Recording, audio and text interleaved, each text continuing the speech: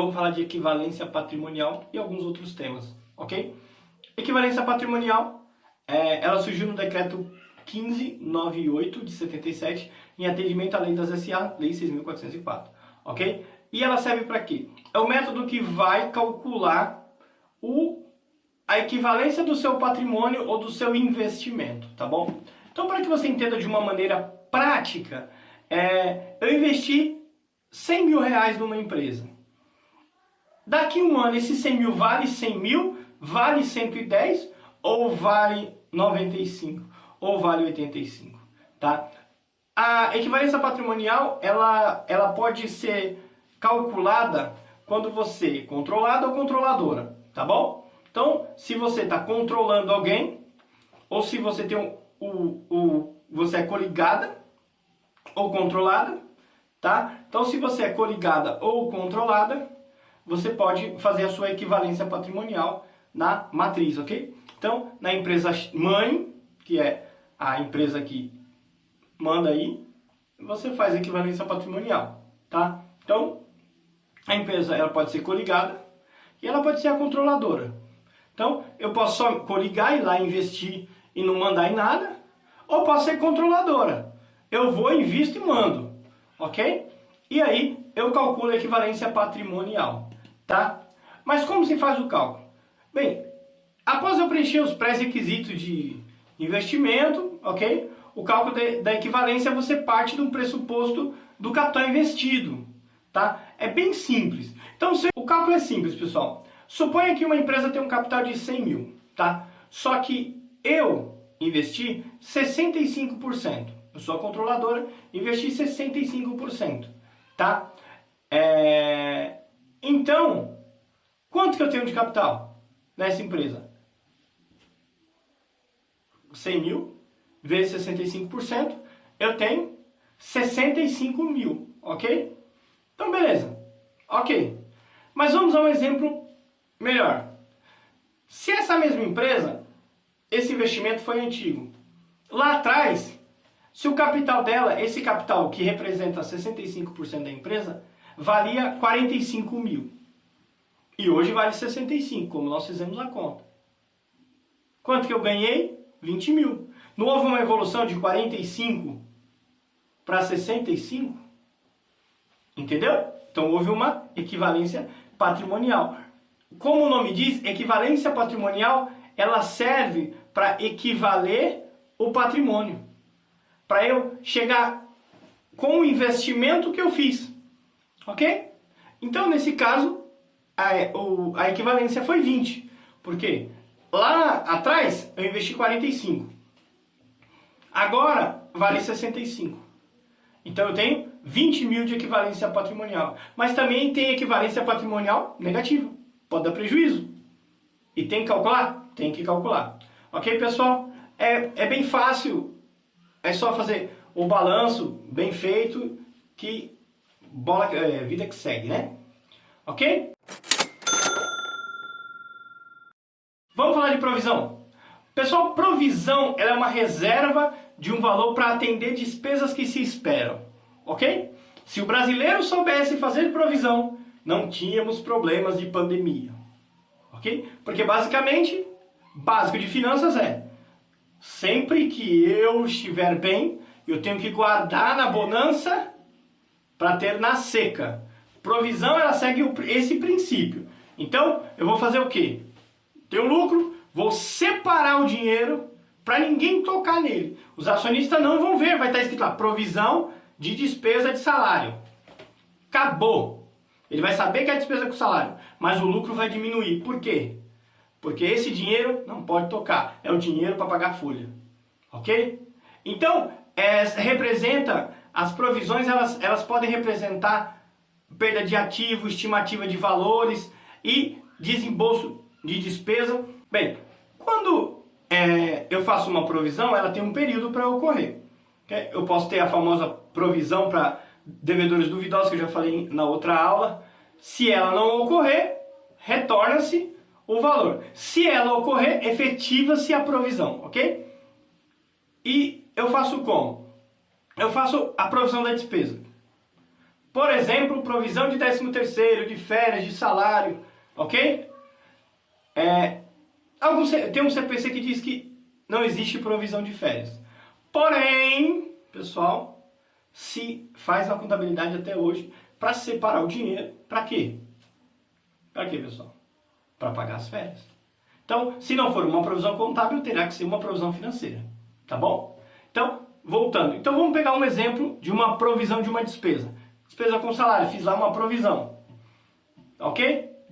Quando ela se realizar, eu dou baixa na provisão, tá? Mas o dinheiro está separadinho, tecnicamente, tá? Porque provisão ela não é financeira, ela é apenas uma contábil, ela é de ordem econômica. O financeiro só quando realizar a despesa, tá bom? A provisão, ela segue sempre o princípio da competência. Quando se realizar, acaba a provisão, renova novamente e assim sucessivamente, tá bom? Regimes contábeis. Pessoal, vamos falar de regimes contábeis. São temas que falta pra gente dar aquela fechada no curso para ficar legal para você, ok? Então, quando eu vou gerir um negócio, é importante que eu saiba que regime que eu vou trabalhar. Regime de caixa ou competência, tá bom? Contabilidade geralmente é regime de competência. Porém, para efeito tributário, é importante que você saiba qual a diferença. Quando eu falar regime de competência, é no mês que ocorre a despesa. Então, se eu tenho uma despesa do mês de fevereiro, ela é de fevereiro, ok? Não importa quando eu vou pagar. Conta de luz, vence dia 15/3, só que ela é referente a fevereiro, ok? Isso é regime de competência. Quando eu falar regime de caixa, eu vou falar no momento em que ocorre o pagamento. O momento em que efetivamente entra no caixa. O momento em que o dinheiro está disponível. O momento em que se mexe com o dinheiro, ok? Então, aquela mesma conta, se eu usar o regime de caixa, paguei ela em 15/3. 15/3 é regime de caixa. Mês de fevereiro, regime de competência. Tá bom, pessoal? Então, a diferença entre competência e caixa é essa. Quando eu falar competência, eu estou falando no mês que ocorreu a conta. Quando eu falar caixa, no mês que eu pago a conta, tá bom? Você vai decidir qual que é o melhor para você, ok? Por que isso é importante? Por exemplo, Simples Nacional. Se você tem uma empresa que tem um giro de recebimento muito grande, de 45, 60 dias, talvez não valha a pena você estar no regime de competência no Simples. Por quê? Porque você está trabalhando, pagando imposto e recebendo depois. O seu prazo médio de recebimento é muito grande. Então, você pode estar no regime de caixa, porque você trabalha e só vai pagar o imposto quando você receber em dinheiro, tá bom? Analise o que é melhor para você e tome a decisão correta. Pessoal, princípios contábeis. Vamos lá. Bem, como eu falei, os princípios contábeis são os que norteiam a contabilidade. Então, quando eu falo de princípios contábeis, eu tenho que falar da base da contabilidade. Contador que não sabe princípio não é contador, ok? Qual que é o principal princípio? Ó, ficou legal, hein? Principal princípio. Princípio da entidade. Brasileiro não sabe o que é princípio da entidade. Esse é o que você tem que ter na tua cabeça. Não se mistura pessoa física com pessoa jurídica. Não adianta a pessoa ter uma empresa e ela achar que o cartão de crédito da empresa é o cartão de crédito dela. Que o dinheiro que está na empresa é o dinheiro dela. Princípio da entidade. Pessoa jurídica é uma pessoa física é outra. CNPJ é uma coisa, CPF é outra. Ok?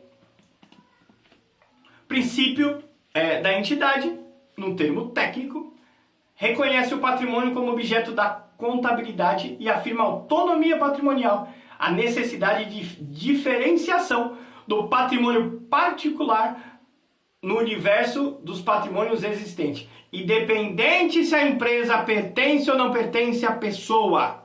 Entendeu? Por consequência, nessa acepção, o patrimônio não se confunde com aqueles que são seus sócios e proprietários. Ok? Mas qual é a importância disso? Pessoal, existem jurisprudência, não sou advogado, mas já vi muito cliente se lascar. Por quê? Simplesmente porque misturou o patrimônio da pessoa física com a jurídica, a empresa não deu certo, teve que pagar com os seus bens. Por quê? Porque para ele era uma coisa só, para o juiz também. Ok? Princípio da continuidade. O princípio da continuidade pressupõe que a entidade continuará. A entidade ela é perene, ela está ali, ó, para sempre, ok? Ela vai continuar com a operação no futuro, independente do que aconteça. Ninguém abre empresa para ela fechar amanhã, ok? O Walt Disney, abriu para a empresa viver após a morte dele. Então, quando eu pensar em princípio da continuidade, eu continuará em operação no futuro e, portanto, a mensuração e a apresentação dos componentes levam em conta esta circunstância, ok? O princípio da continuidade pressupõe que a entidade continuará em operação no futuro, certo? A empresa não vai acabar amanhã. Princípio da oportunidade. O princípio refere-se ao processo de mensuração e à apresentação dos componentes patrimoniais para produzir informações íntegras e intempestivas. Tempestivas é dentro do tempo, ok? Se você olhar lá no CPC 00, vai estar escrito lá que as informações da contabilidade têm que ser fidedignas, ok? Tem que ser informações fidedignas. Nós vamos falar isso na próxima aula. Então, quando eu falar de princípio da oportunidade, eu tenho que contabilizar quando ocorreu. Esse negócio de passou 6 meses, vou contabilizar. Cuidado, você não está seguindo o princípio da oportunidade. Princípio do registro pelo valor original. O princípio pelo registro do valor original determina que os componentes contábeis devem ser inicialmente registrados pelos valores originais das transações expressas em moeda nacional.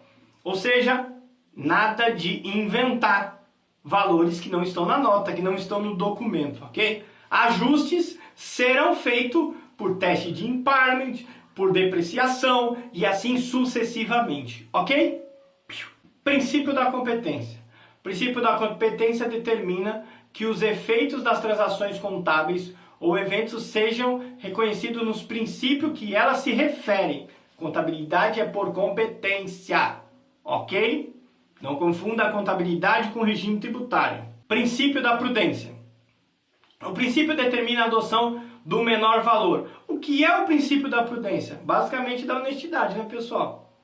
Se eu tenho duas avaliações, uma que me beneficia, a outra que não me beneficia, eu vou usar a que não me beneficia, ok? Sempre o menor valor, tá? Então, o princípio da prudência determina a adoção do menor valor para componentes do ativo e do maior valor para componentes do passivo, ok? Sempre que represente alternativas igualmente válidas na qualificação da mutação do patrimônio. Se eu tiver que escolher, no passivo, sempre o maior. No ativo, sempre o menor. Ok, pessoal? Muito obrigado e façam os exercícios. Estou passando um exercício de balanço patrimonial bem legal para vocês, que a próxima aula IFRS, estamos terminando o curso na luta.